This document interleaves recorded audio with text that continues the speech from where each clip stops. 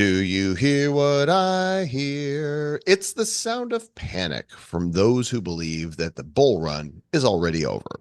But Michael Saylor doesn't care and has bought another stack of Bitcoin. We've got some insight into when the US might begin a Bitcoin reserve, and Solana has hit a record-breaking number of daily transactions. Christmas is upon us once again, and we're as jolly as can be, as jolly as a pudgy penguin.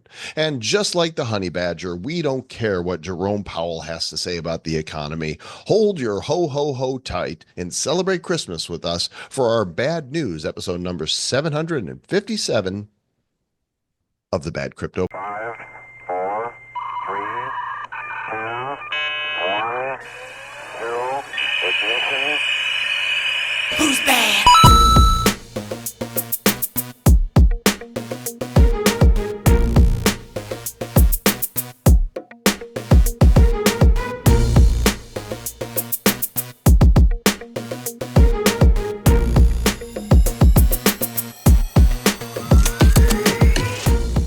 Santa Travis, what are you bringing me for Christmas?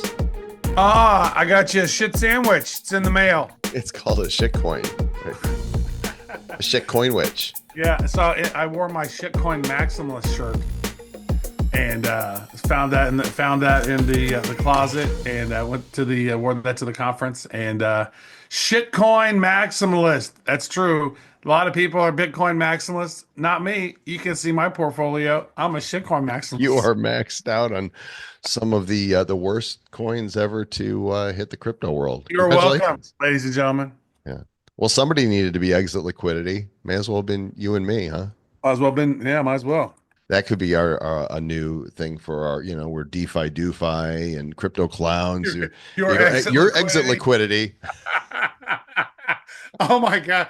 That should be a funny shirt to wear at a crypto conference. Your exit liquidity. I'm your exit liquidity. Hey, welcome to the Bad Crypto Podcast. The holiday is upon us. Christmas Eve when this episode is coming out, and the crypto market caps are not behaving like Santa Claus is coming to town at all. But we've got plenty of reasons why this could be the case. And as we load up the CoinGecko.com, timestamping the recording this episode on the 23rd of December, 2024. It's 3:25 p.m. Atlantic Standard Time. The crypto market cap only 3.415 trillion.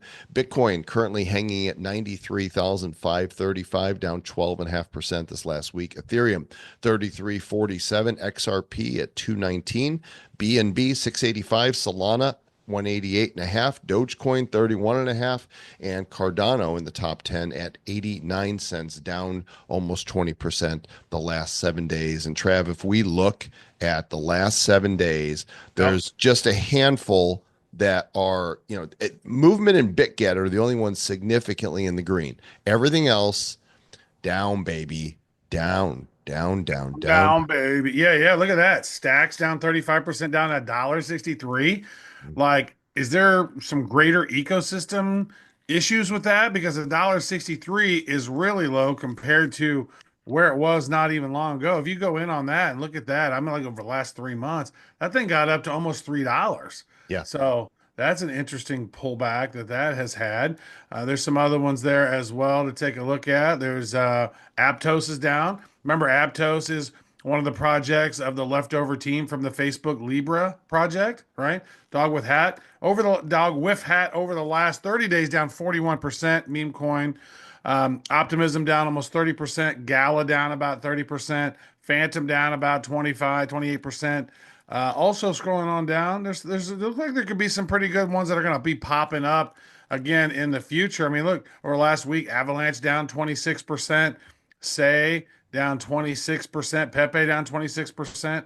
I would say that most of these are going to pop back up. We are in a typical standard bull run cycle. We're going to get to a couple stories, and I want to revisit the charts here in just a little bit to point out some things, but just note right now that the market on coinstats.app, the fear and greed index, is still showing that we're still in greed. So this is really interesting to me during a time where Bitcoin and all the altcoins have had significant pullbacks. We're at 59 greed right now. So that kind of, there's a lot of doomsaying out there, but people are still very bullish overall. Yeah, they're still trying to, finagle the crypto markets, the meme coins, find their gains, find other people who are their exit liquidity. That's just the way it goes in the whole crypto game, right? So it is interesting to see, and I think this is the calm before the storm. I mean, December before Christmas, this seems typical to me, right? People are Very. pulling out their money, they get for money for taxes, money, they're harvesting their losses, right? And so I think we're seeing that. People are getting ready for the new year, doing stuff to go potty potty. Maybe they got to buy their girl a new Chanel bag or something. You never know. Maybe they got to buy their new Lambo before the end of the year for tax purposes. And I think this is the calm before the storm because when the inauguration happens, if everything goes off without a hitch, assuming there's no black swan events before then once the new administration comes in, that's when we're going to start seeing some poppity pops, I think. Yeah, I agree. So let's look at why this is happening right now. Jerome Powell gave a statement a few days ago and came out and said, we're going to do another quarter point basis cut on interest rates, but don't expect too much in 2025. And I think people were expecting, hey, we're going to get more and more and more cuts in interest rates. And so some people weren't happy about that. And at the same time, he said that the Federal Reserve can't hold Bitcoin. Well, that might be true, but it doesn't mean that the government can't find a way to have it as a reserve asset. He's about to FAFO as far as I can tell because it's going to happen. If Trump says it's going to happen, then it's going to happen, right? You just count on it. When Trump says, like he said at Bitcoin 2024, what was the last Yeah, conference? yeah, Bitcoin Yeah. 2024. He said, we're going to make America, the crypto capital and crypto is going to take off. You've never seen so much crypto before. I mean, we're going to be doing the YMCA and it's going to be amazing. And that is my personal take. And I think many feel the same way about this. I would say this. I think you're kind of spot on. So I don't really need to say much, but I will say this. So does the Federal Reserve Bank control the strategic oil reserve? No, No. Does it control Fort Knox and all the gold reserve? I don't believe it does. No. no. So who cares if what Powell has to say about Bitcoin strategic reserve? The Federal Reserve is not federal and it's not a reserve. It's an outside the government agency that works with the U.S. Treasury. And once you realize that, that's why you understand why crypto is so important to kind of get outside of this system. They just print money out of thin air, right? That's what they do. And so I don't care what Jerome Powell has to say necessarily about that because there's all kinds of other strategic reserves that are not controlled by the Fed. So there you There's go. some other reasons that things might be down. You pointed out this story to me. Bitcoin and crypto markets dip as North Korean hacking threat triggers $112 million in outflows from Hyperliquid. Hyperliquid, I've been hearing a lot about recently as a great token and service. And apparently they're being accused of attacking the network, but Hyperliquid is saying that didn't happen. So the truth, did it, didn't it? Don't know what happened in there somewhere. Did it. So Ba-da-ba-doop-ba-doop. that's all, folks. So it is interesting to see, but here's what's crazy is in the last 4 years, North Korea has stolen and hacked $4 to $5 billion in assets. So, I think you have the dude over there, Kim Un, whichever one he is, going, "You must hack now. You must steal all the Bitcoin. You steal the cryptos." And they're like, "Okay, boss, sir, God, emperor," 'cause they call him, they think they're his god or Yeah, something because that's he's how he's I the don't know. It's weird. master. I don't understand, but I don't know. I think Trump's gonna come over and be like, "I'm sorry, little rocket man. We need you to not, be stealing the cryptos. If you could stop it, or we're gonna have to bomb you." Okay. Dude, you see the stuff he's saying like about Panama Canal? Like he came out yesterday in his speech at AmFest, Charlie Kirk's event, which is amazing to me, by the way. Charlie Kirk is such a patriot. What a perfect example of how one man with a mission can have so much influence. The dude just started setting up tables on college campuses and being attacked by leftists, and now Yeah. he gets crowds everywhere, put on this 4-day event that Trump was the final keynote with every conservative speaker that you'd want to hear from at this thing. And That's awesome. Trump says, with Panama, Jimmy Carter made the mistake of selling it to them, basically giving it to Panama for For a a dollar. dollar. Yeah. And we account for 70% of the traffic going through there. He's like, you're giving it back, is basically what he's told Panama. You're Well, dude, giving China it has back. come in and bought a lot of it. China wants to buy the Yeah. Panama Canal because then they could control a lot of stuff that happens on that. So that is a weird scenario. And then the Panamanian government's talking smack back, and I mean, they what are they going to do? I don't. I mean, it's not like we're going to send in military and invade Panama. There's nothing to invade. Like, rebuilt it. It was yeah, we we built it, built it. Panama didn't build it. right? What? Jimmy Carter and Joe Biden really are the worst presidents, along with Woodrow Horrible. Wilson. Woodrow Wilson, I think, is the worst because he ushered in the Federal Reserve and the IRS, and then he was having a lot of health issues, and his wife was actually covertly the president during much of Woodrow Wilson's uh, being in office, right? So it's just weird. There's some weird stuff going on. So he just passed whatever the lobbyists and whatever the big bankers wanted. He passed. So I think Woodrow Wilson has to be up there in the worst presidents of all time. But man, Jimmy Carter just giving it to him for a dollar. It would Horrible. almost seem like, hey, uh, the profit that comes through this, share the profit with us on an ongoing basis. We'll share it with you, right? But don't just give it away now. Yeah. Come on. He'll make a deal. He'll make a deal. And he's talking about buying Greenland. He feels like it would be strategic for the US to have Greenland. I don't know if it, be a state or not. He's talking smack to Canada. He keeps Oh, poking yeah. at Trudeau in Canada about, Canada becoming the 51st state. Now, I think that's purely just a joke. Canada is not going to become a Oh, state, yeah. but I think he's talking shit on that. Just pure hilarity. it's hilarious. I'm having so much fun already, and it's still a month until inauguration. He's not even president, and the world's changing. It is hilarious when he said, but I think of this. I look at it and I go, wait a second. Now, why would Canada be the 51st state? Wouldn't it be 51 through 50. 57? Yeah, Does it have all the different more. provinces? Yeah, there's isn't there 12 provinces, I think? I don't know how many provinces there are. I'm not up on my. I'm You not up. got you got your British Columbia, Saskatchewan, Alberta, Mhm. Newfoundland, right? You've got Quebec, you've got Prince Edward Island, and you've got the Northern Territories, you've got the Yukon, and there's a couple more in there. So, Manitoba, right? And maybe I've mentioned one that's a city and not a territory, What province. what is Sorry. what is Sorry, eh? Vancouver in? What is that? What is What's that? what? Vancouver What's is Vancouver? in British Columbia. British Columbia. Okay, Yeah. yeah, yeah. Sorry, Canadians. If I don't know, we'll see if you can name all 50 states, eh? You Yeah. hosers. Take off. So this is interesting as when we're talking about Jerome Powell and the Federal Reserve. Van Eck has spoken up on how and when the U.S. could create a Bitcoin reserve. They already hold approximately 200,000 Bitcoin that were obtained through asset seizures. A lot of them weren't they from Mount Gox? Isn't that how a lot of them ended up over Mm, there? yeah. So they're saying that either the federal government or an individual state, Pennsylvania, Florida, or Texas, could initiate the reserve.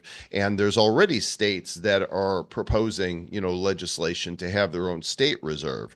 So I'm not exactly sure what this would look like, but Polymarket says that there is a 41% chance that Trump will create a national Bitcoin reserve within his first 100 days in office. I don't think it's going to take 100. I think it's going to be much faster. I think he's listening to his sons who understand crypto.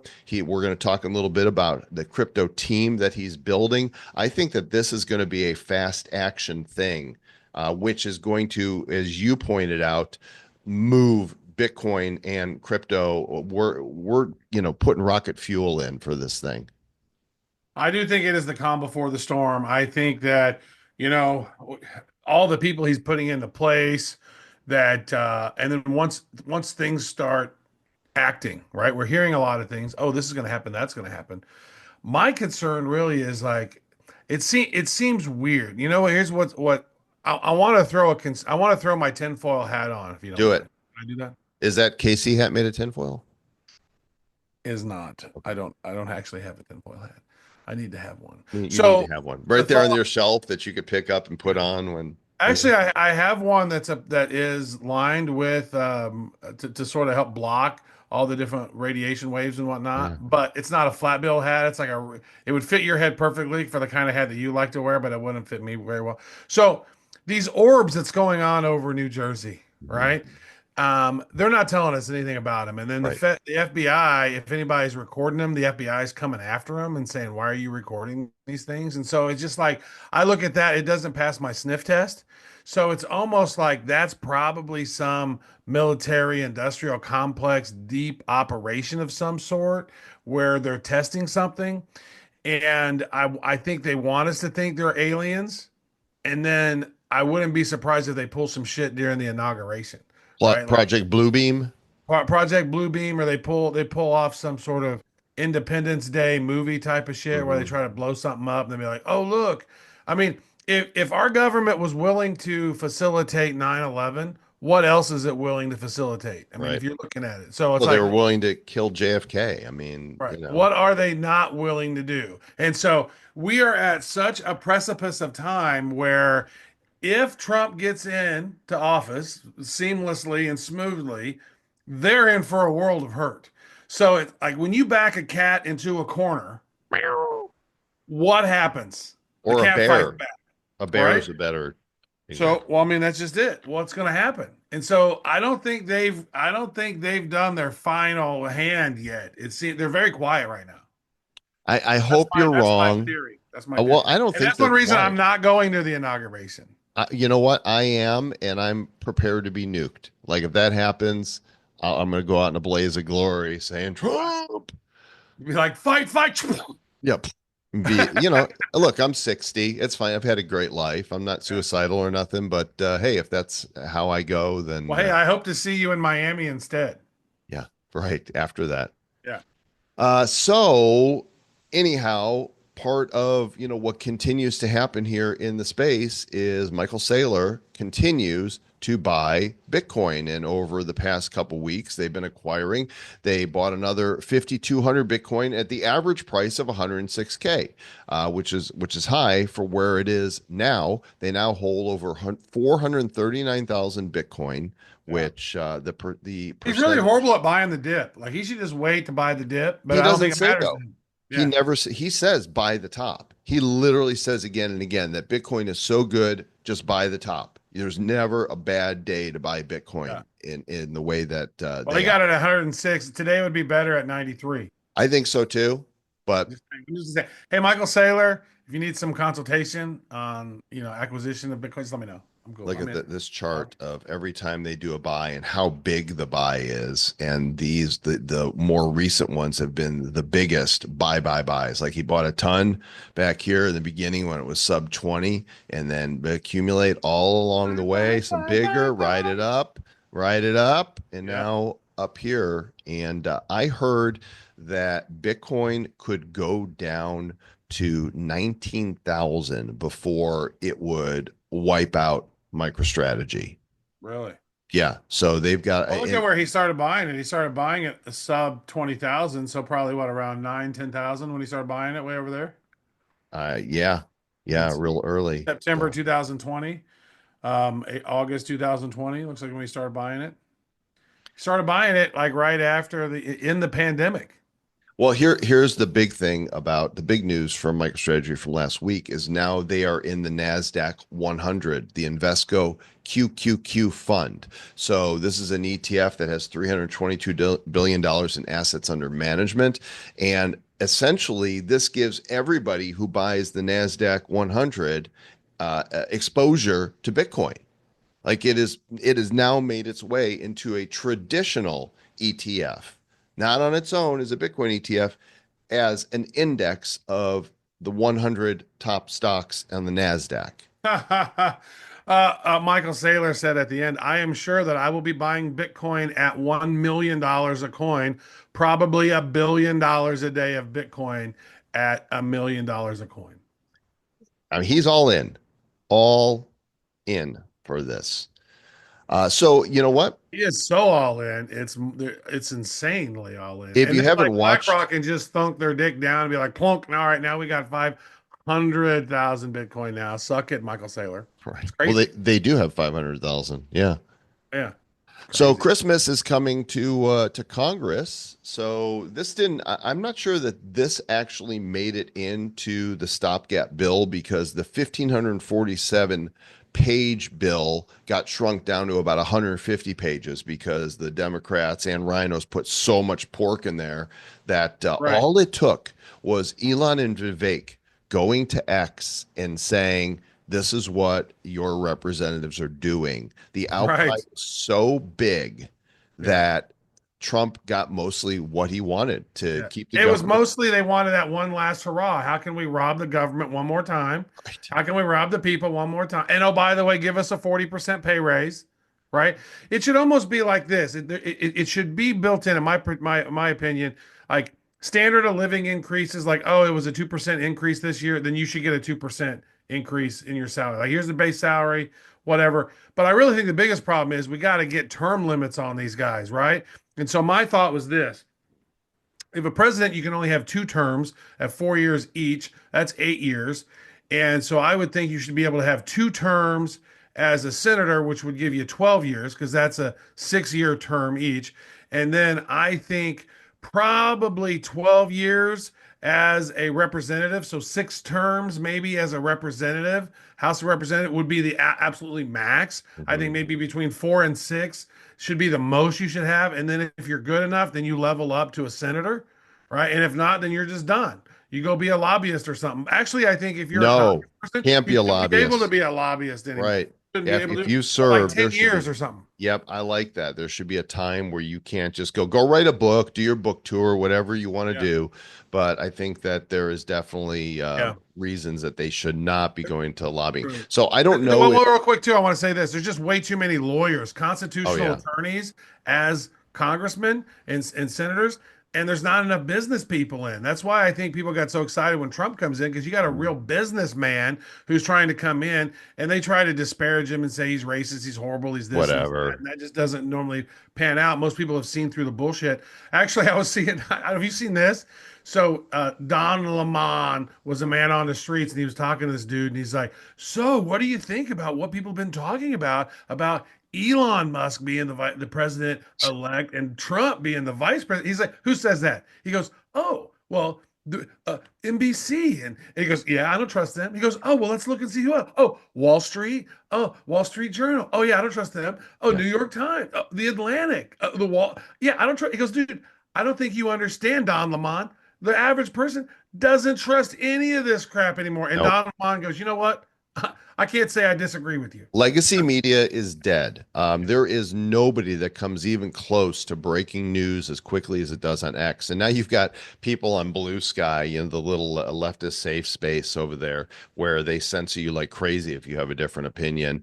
That there's already people over there saying, man, I wish breaking news was better over here. Well, you need a mass of What do you people. mean? You need critical mass. You need all viewpoints in order to have a breaking news source, which is why I do hope that Elon buys a MSNBC or some other network and turns it into X, where there's this overlap. Now you have a true, video and online presence where that news is being broken in a way that reaches the mainstream. Yeah. And then you also have, Instagram threads, which a lot of the liberals went over there too. So Yeah. they love the Instagram and they're gone. They don't like the Twitter. And so, but it was so funny that whenever, the left controlled Twitter, they're like, "Oh, well, just go make your own Twitter." Yeah, okay. Well, I mean, what? And then Elon comes in and buys it. And it's like, look at all this corruption that was happening behind the scenes, you guys. And they're like, "Oh, no, no, shut up." And It's now, bullshit. Travis, that he ran some sort of stats that shows that left and right are balanced and equal, like the numbers of conservatives and liberals. It's a very even amount that's on X now. So you have the Wow. hardcore leftists that are crying and leaving and deleting their accounts, and it's hilarious. And so some of them are going to be back and make new accounts, and they're going, I'm back, but because I want to make a difference, and they're going to hem and haw. And the fact of the matter is, liberals and Democrats, you guys blew it. And the fact that they're even floating Kamala for 2028 is so hilarious. She will get primaried out of the stratosphere. There's no way they will run her again. I mean, she might throw her hat in, but there's no way that they're going to vote for her to run. Oh, Well, here's what I'm hearing is that they are doing something along the lines of trying to get her to become the governor of California and then bring in Newsom. yeah, it doesn't matter. He's just as crazy. Oh, he's competently crazy. Like he can communicate and construct a sentence and have some thoughts of his own. She's totally incompetent, and I'm so happy that she's gone. It's so delightful. Do you know who Bo Hines is, Trev? Bo Hines is he was some football guy, and now he wants to work with our new czar, the who David Sachs, the guy who's Hmm. going to be running it. Yeah. Crypto Yep. czar. I think he's Yep. gonna work with him somehow, right? Oh, he's Yeah. heading the crypto council. There it is. Yeah, he's going to be on the crypto council. And Trump continues to name all kinds of people. Like if you're not paying attention to his truth social posts, his truths, there is a lot of content that comes out regularly of all the ambassadors that he's naming in these roles. So now David Sachs is the crypto and AI czar. He's making this crypto council, and this former college football player Bo Hines is going to be on the council. I'm looking forward to seeing if he picks some leaders from the crypto world that we know, right? To be on this crypto council because he obviously needs to be getting advice from people that are deeply embedded in the industry. I don't disagree. Yep. He needs to get more information from people who know. And it seems like this time around, more people are more on his side than before. It's like because the web, the sort of the curtain behind the Wizard of Oz sort of was pulled back behind all the stuff that the nefarious stuff that the left was doing. I don't know if you saw this or not, but so the only thing I like on Saturday Night Live that cracks me up is when they do the news over there, right? And so Colin Joust and Michael Che, they write each other's jokes, and neither one of them know what they're going to say until they say it, and so it cracks me up because it's always really funny. But one of one of the things they go, "Oh, in news today." Luigi Mangio and the whole crowd just erupted in cheers, dude. So it's like you can see the leftists love that stuff. And they say, "Oh, the right's so divisive." The left just eats that shit up, dude. They love it when it's divisive on their team, on their side. They love So it. let's take that little side bar that you made there. You saw, I don't know if you saw it yesterday, but this woman on a New York City subway was sleeping, Yeah. and a Guatemalan, illegal Guatemalan, undocumented immigrant lit her on fire. She while she was sleeping for no reason, lit her on fire, burned her to death, toasted her. And then Kathy Hochul, the governor of New York, comes out talking about how safe the subway system is. Like, this doesn't exactly add up. That some dude lighting a woman on fire, um, an illegal. Man, I watched Tom Homan's speech from AmFest, and he's like, "We're coming for all of you." Dude, that was the biggest gaslighting kind of thing. Oh, and look how safe it is. Like, dude, a chick just got burnt to death while the dude just sort of stood there and looked all deviously. Like, dude, that when that shit happens, and I tell you this, here's another aside. Um, Daniel Penny's so the hero. the bill in California that illegalizes shoplifting went into effect on Wednesday, and so they got their first people. Or they busted them. Like these three ladies from L.A. went into the Orange County. They went in and were stealing their up to $900 worth of free shit. They got busted by the cops, and they're like, "What do you mean? Oh, shoplifting's illegal again?" Oh man, like, oh, it's a felony. Like, what? It's a felony? Yeah, I can't steal anymore? I know. You have to Yeah. go work. I have to go. I have to You go. mean I can't be thieving my shit? I gotta Whoa. go work.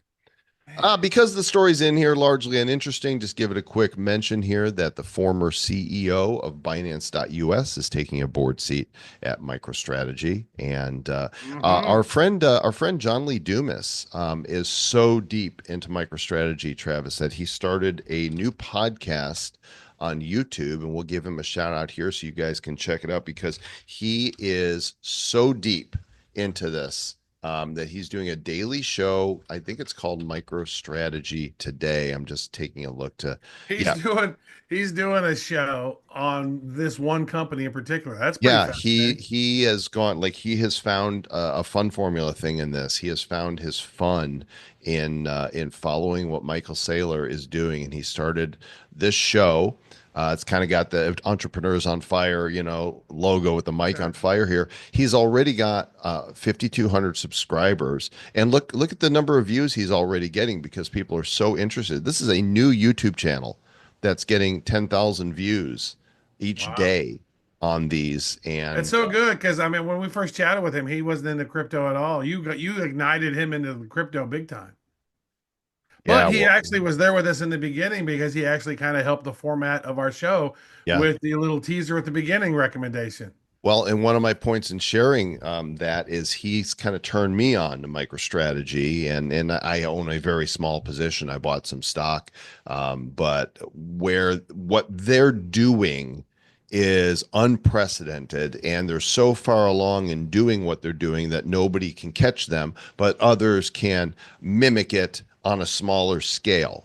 And Right. so I recommend go check out JLD's show on that. And Trav, I found this while just popping through the sites. You're familiar with Polymarket, right? Where people Hmm. Of can bet, course. not if you're a US citizen, of course. Yep. Crypto.com is launching a Polymarket style sports prediction market in the US. Nice. So I guess this will allow US citizens to bet on sporting events here No, that's legally good. With without crypto. using a VPN. Yeah. Yeah. So I like that. Yeah, there's a lot of stuff popping up on that. There's some other projects that I've had a chance to chat with while doing some of these big Mario Nawfall spaces. And I just passed my 60th show within a month, Wow. which is pretty crazy. You're talking so much. It's almost Doing like you have 3 to 5 words. of them a week usually. So if you guys want to see me on any of those, I'm normally chatting at around noon Eastern. I'm typically on one of those shows or one of the other ones during the course of the day. But yeah, normally doing about one a day typically. Look at this. Solana did 66.9 million daily transactions on December 17th. And that is like, if you look at the number of transactions across chains here, blowing away everybody else. And of course, the majority of that are shit coins or meme coins, pump.fun and that type of stuff. But it doesn't matter. It's happening. Like the chain is being used, and right now it's sitting at $183. Let's go here and just look at Solana in the number 6 spot, down 15% this week. Personally, I own some Solana. I think it's going to blow up. Its previous all-time high was $259. It hit 257 so far in this run, dropped back here just over the past couple weeks. I would not be surprised to see a run to $700 or $800 on this particular cycle.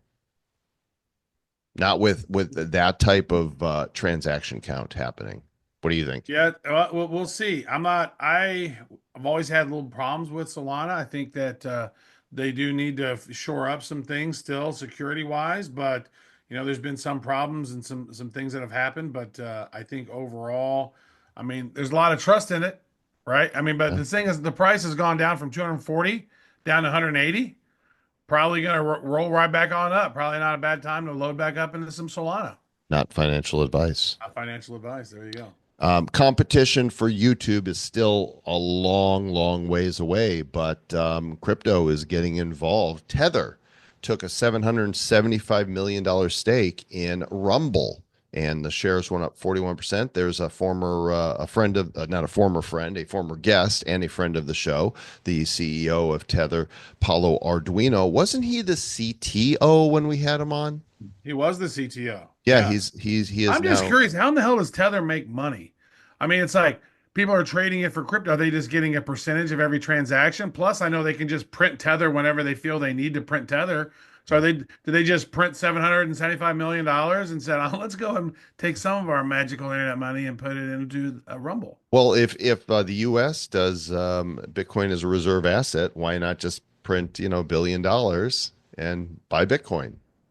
Right. Right. What the hell? And then I was, so this is an interesting thing. I don't know that we have the tweet of it popped up, but I did see, are they still called tweets? I know they're X's, but why wouldn't it still be a tweet? You can call But it whatever you want, Trav. yeah, Peter Schiff had some interesting tweet recently where he said, um, he was talking about the USA coin, right? He was talking about the USA coin. He said, instead of getting a Bitcoin reserve, why don't we just create our own USA coin, right? And so it should be interesting. He was talking about that. He went all off about it. He goes, just create a USA coin and launch your own token and blah blah blah. And so, dude, sad guy, dude. He could have for $1 Bitcoin in 2011, he had the opportunity to buy it when gold was $1,900. And then from $1 to $100,000, and then gold's at $2,700. Dude, like, dude, Yeah, but you Bitcoin is for losers, is what he dude, well, says. you lost out because if I had known that I could have 100,000 x'd my money on Bitcoin, like Yeah, I wouldn't care. Call me a instead I loser. just 40 x'd it with gold. Yeah. Yeah. Peter. Yeah, he's never he'll take that to his deathbed, even with Too Bitcoin late at now, bro. $1 million. He'll still say it's going to zero. You know what's good to see, Trav, is the NFT world is starting to show signs of life. And Pudgy Penguins, Little Pudgies, Azuki, Doodles were all best-selling collections. $304 million in weekly sales volume for the previous week. And we saw because we'll get to this in a minute, that Pudgies dropped their token. Because of that, the price of a Pudgy Penguin went as high as 36 ETH. And for perspective, a Bored Ape is around 18. And Little Pudgies went up to about 4 ETH as a high. And then the token dropped and the prices, went back down. But others are coming alive too. I've got a couple cool cats that have been sitting at like zero point 0.3 ETH. I saw them go as high as almost 2 ETH this last week. Nice. And I think it was Gary V that did it. I think Gary posted a tweet, says it's good to be back, and he posted that, a screenshot of a cool cat he bought. That's how one person can move the market. We're so back. Gary bought an Man, NFT. I've said this all along. I think he moved the market by himself with the crypto punks and the bored apes originally because once upon a time he got on that Zoom call and he called all of his buddies, Mr. Beast and Logan Paul and all these guys. And he said, "Look, you don't understand it? That's okay. Get a crypto punk. Buy them. Get a crypto punk." And then so all these important people went in and started buying them. The market started mooning. So I think that he single-handedly moved the ETH market when instead he could have helped out the wax market. You jerk.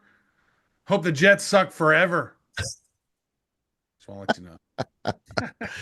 So, as you and I were both Pudgy Penguin holders, I'm sure, did you get a small allocation for having I held did. it? I got an OG. I got three OG Ethereum dumps and then a Solana dump. So I got about 10,000 Pengu. Nice. So you guys might want to check, make sure you go through the official Pudgy Penguin Discord, but they did a big token drop and it went way up and of course came back down right here, during the bear. It's under 3 cents right now.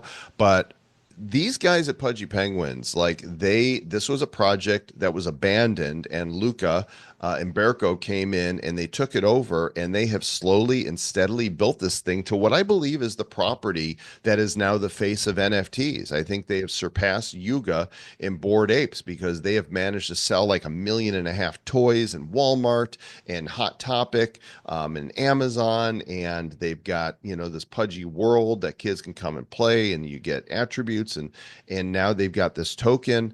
I am extremely bullish. I got a drop for having a little pudgy and a pudgy rod, or what they call a ROG, and a Wow. couple badges for having participated in the ecosystem. And I'm just hodling my Pengu because I personally, not financial advice, believe that they're going to continue making big moves. It would not surprise me to see Pudgy Penguin cartoons, comic books. Do Oh I yeah. dare say a They've already theme got park some. They ride? already got like some Walmart stuff they were doing. Yeah, I've seen some plushies. There's like yeah. they're on shirts. They're different companies are doing stuff. So who knew people love penguins this much? I don't really give a shit about It's penguins. got a great appeal. It's very Very cute. family friendly. That Yeah. the community is like be nice to each other type of Yeah, yeah. community. I need Um, to see the one that I had, like how rare that one was, and then how much that thing's going for now. I you wonder. don't want to know. Do I want to You know? don't want to know. I want before we finish, I want to go back to the Bitcoin chart here for just a minute, Trav, and look at the max, the all time, and I want to point out something here, like from the last run. Let's go to 21 to early 22, and look right here. Bitcoin. Look at this. This Bitcoin was at 57,000 Yeah, I did a big and old it dump. dropped to 45. It got up to 63,000 and Hmm. went all the way down to 29 before it hit its all-time high of 67.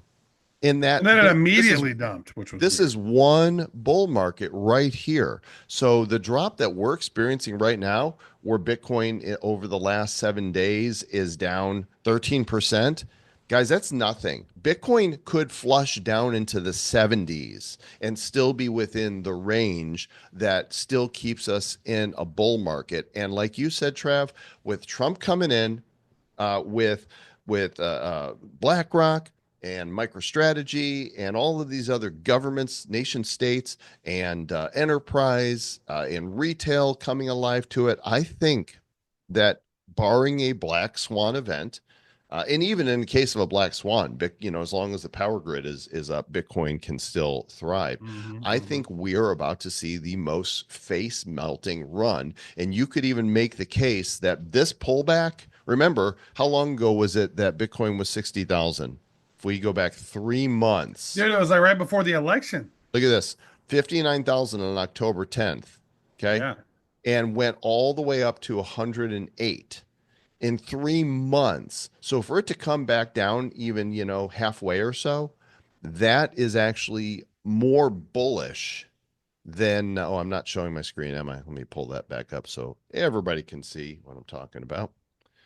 Yeah, right here was 59,000 on October 10th. And then boom. We could definitely pull back, even below 80, I would say, and it still be an incredibly bullish setup for this run. Nobody likes to see it. Nobody likes to feel it unless you're a trader playing both ways. I don't have the stomach to trade. I'm in it for the long haul, and I feel very good about where things are going. Do your own research. Dang it. Do your own research, dang it. Yeah. There you go. Is that so? That's all we got for That's today. all the I news, think. but we have a holiday tradition, Oh, we Trav. do have a holiday tradition. Yeah, Oh my yeah, God. yeah. This will be the 8th year of this. 8 years ago, when the show was still in its infancy, 2017, Travis and I wrote a song called "The 12 Days of Bad Cryptomiss." And as we leave you today, we are for the 8th time going to play our annual holiday song for you. It's better than Mariah Carey's "All I Want for Christmas Is You." If you're deaf, it's definitely better if you're deaf. And Ah, we wish you a Merry Christmas, and we'll talk to you guys soon. So stay bad.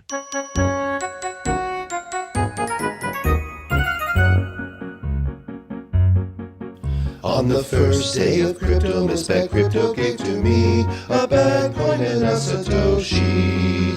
On the second day of crypto, Miss Bad Crypto gave to me 2 Lamborghinis and a bad coin and a Satoshi. On the third day of crypto, Miss Bad Crypto gave to me 3 Dogecoins, 2 Lamborghinis and a bad coin and a Satoshi. On the fourth day of crypto, Miss Bad Crypto gave to me 4 Bitcoin forks, 3 Dogecoins, 2 Lamborghinis, and a bad coin and a Satoshi.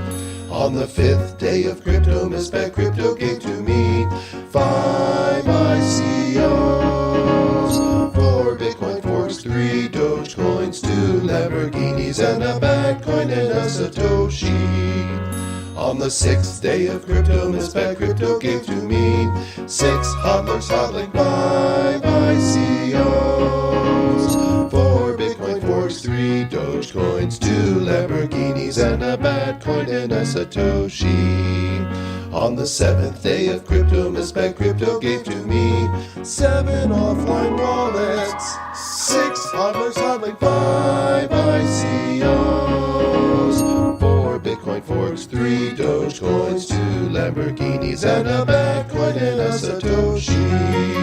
On the 8th day of crypto, Miss Bad Crypto gave to me 8 epic ethers, 7 offline wallets, 6 hodlers hodling 5 ICOs, 4 Bitcoin forks, 3 Dogecoins, 2 Lamborghinis, and a Bitcoin and a Satoshi.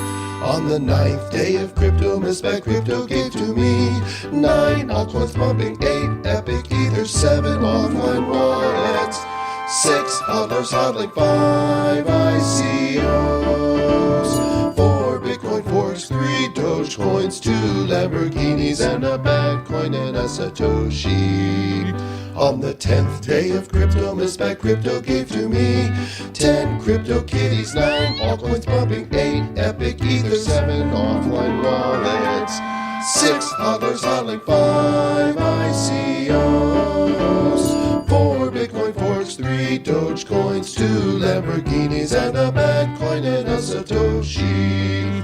On the 11th day of crypto, Miss Bad Crypto gave to me 11 Litecoins, leaving 10 crypto kitties, 9 altcoins pumping, 8 epic ethers, 7 offline wallets, 6 hodlers hodling 5 ICOs, 4 Bitcoin forks, 3 Dogecoins, 2 Lamborghinis, and a Bitcoin and a Satoshi. On the 12th day of crypto, Miss Bad Crypto gave to me 12 broken blockchains, 11 Litecoins, leaving 10 crypto kitties, 9 altcoins pumping, 8 epic ethers, 7 offline wallets, 6 hodlers hodling 5 ICOs, 4 Bitcoin forks, 3 Dogecoins, 2 Lamborghinis, and a Bitcoin and a Satoshi.